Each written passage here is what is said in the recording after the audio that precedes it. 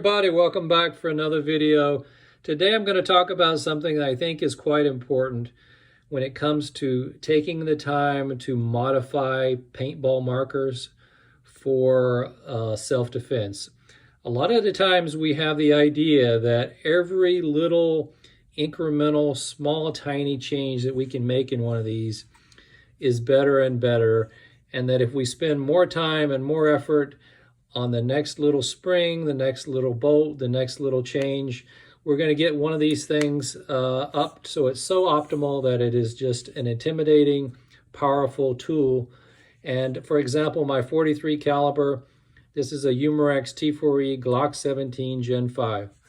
I have no illusions about this, that this is underpowered, that this does not put out a lot of force.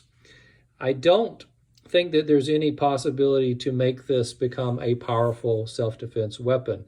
It is a distraction device. That's basically how I view this. So yes, there are some modifications that you can make within the mag system in order to allow the striker to let a little more CO2 come out. Maybe you get one, maybe you get two more joules. In the reality, in the real world, one or two more joules is completely insignificant. Yes, it may make you feel better. You may be able to plink better. You may be able to have more fun with it. You can also add heavier ammo. You can go from 1 gram up to 2 gram, and you can have ammo that may carry a little more joules, and so you may add another joule.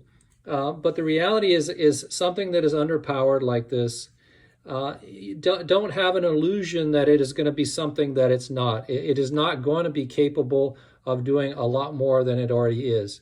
The only way that you possibly can fix that would be to run an HPA system through with a remote line or a longer barrel. Those are really your only solutions for this type of launcher in order to make it more powerful. You might as well just get comfortable with the fact that it is small, it is portable. You could carry this on body a lot easier than something like my TCP, and it gives you an ability to distract someone, to get away from a situation, and to move on, and just be happy about the fact that it provides those advantages, and not dwell on the fact that I could spend hours and hours trying to do something with the trigger. I could do something trying to manipulate the mags.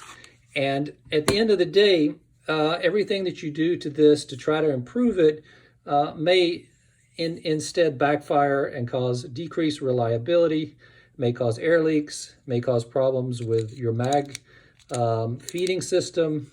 There's just so many problems that can come from manipulating these. It's better just to find something that works like this, be happy with it, and use it for your self-defense. So it brings up the point is, what is a significant mod? What is an insignificant mod? Let's talk about this a little bit more. And I'm going to talk about my TCP because I get a lot of questions about what did you do? What have you modded to yours? What is significant? What do you think? So let's talk about that now.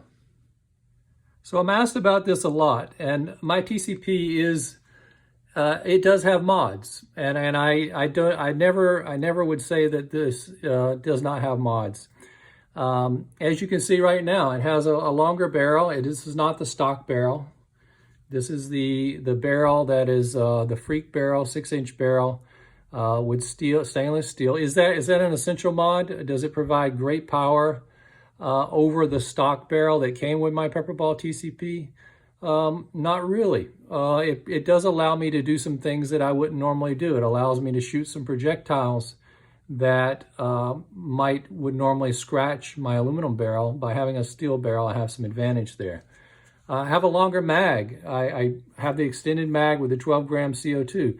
I believe that is an advantage. It gives you more powerful shots, and you can finish your mag with a higher velocity setting on this velocity screw so that your air doesn't get used up so quickly, and it allows you to spread out the air over more shots. So that's an advantage.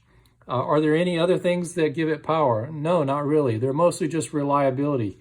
My trigger The PRV has been deleted. It has a VKS bolt spring, and it has a Cirrus spring from the VKS that makes the trigger work a little bit tighter, and also resets the bolt fairly quickly, and it conserves a little air.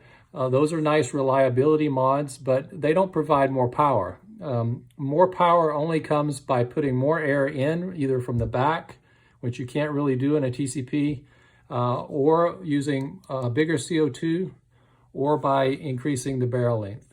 Those are the ways that you would get more power, and those may be significant, but then again, they may not. If you have a TCP that out of the box with just the stock barrel and upgrade to a 12 gram CO2, and you can get in the mid 30 joule range easily, do you really need more? What more could you do to try to improve that? Well, there is a lot of interest in trying to push more air into the air chamber, make the air chamber a little bit bigger to get a little more power. Is that really an advantage for you? Is that going to have a significant effect on self-defense?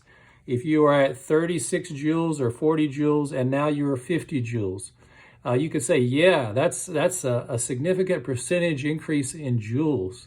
That's a significant more power. But the reality, in a self-defense situation, when you use a less lethal device like this, is it a significant difference in your ability to protect yourself and defend someone off? That is debatable. I know that, of course, more joules at some point, there's going to be increments where it's going to have more and more effect, but small differences are not going to be that meaningful. And do you really want to spend a lot of time and money with adding on additional things to a pistol that is essentially, you want to keep it as compact as possible? So the only way that you get more power is you make it longer. You make it longer on the back end, or you make it longer on the front end. You got to choose one or the other. Both of those take away the main advantage of a pistol-shaped launcher, and that is the ability to carry it on body or to carry it with you easily without a lot of trouble. I like to keep mine as compact as possible. This is too long, but I use this in some videos, and I'm doing some testing, and so I'm keeping it a little bit long, but you can make this as compact as possible, and you can carry it. So at the end of the day, just think about your investment in your launcher and whether what you're doing is significant or not.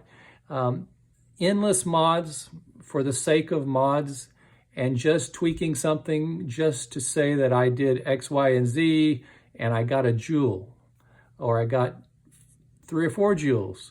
At the end of the day, that's not really helping you in a significant way with your personal protection needs and goals. You're far better off to get it set, get it reliable, and practice, practice, practice. Use it in real world practice scenarios. Figure out what works, what doesn't. Figure out how to carry it and how not to carry it, and go through those curves. If you spend all of your time tinkering, and I know there's tinkerers and modders, and I've referred to the different categories of less lethal users, but to me, that is some of the most unproductive behavior. Just continuing to tinker with things. If this were a real firearm, real Glock, a lot of times the mods that people do lead to unreliability. They lead to a misfire. They lead to failures to feed. Same thing happens with tinkering with paintball markers and less lethal launchers. You cause problem after problem. Just get it as optimal as you can, as small as a silhouette as you can, and use it in a way that's going to be most reliable. There's a perspective that every single mod is significant. Every single mod adds up to something better. And I disagree with that. I think you go through so many mods that fail. You might find a mod that gives you a very small incremental, little tiny increase. You may have one that gives you a little more, but it also raises problems. So every time you think you make a big gain, you open the door to 3 or 4 new problems. And then you try to fix those problems one by one, and then you create new problems, and it's a constant process. At the end of the day, after you've gone through iterations and iterations and years of doing these mods, you realize at the end of the day, you're still working with an underpowered launcher, and you're still doing the best that you can with what you got, but at least it's reliable. Be very wary of the folks who say, "Trust me, bro. You know, you can trust me. I never have a break of this. I never have that because my launchers are the best, and I know how to do it. If you know, you know." This kind of language, if you hear this kind of language and this kind of talk, do my mod, buy my product. These should be warning signs to you that this is someone that's not got your best interest at heart. Take care of yourself and be smart first. Scrutinize every piece of information you get, because a lot of times somebody's trying to sell you a part, a piece, a mod, or an entire build that they have put mods in, and they're trying to sell you something, and they're trying to sell a product, and they're trying to push this idea on you.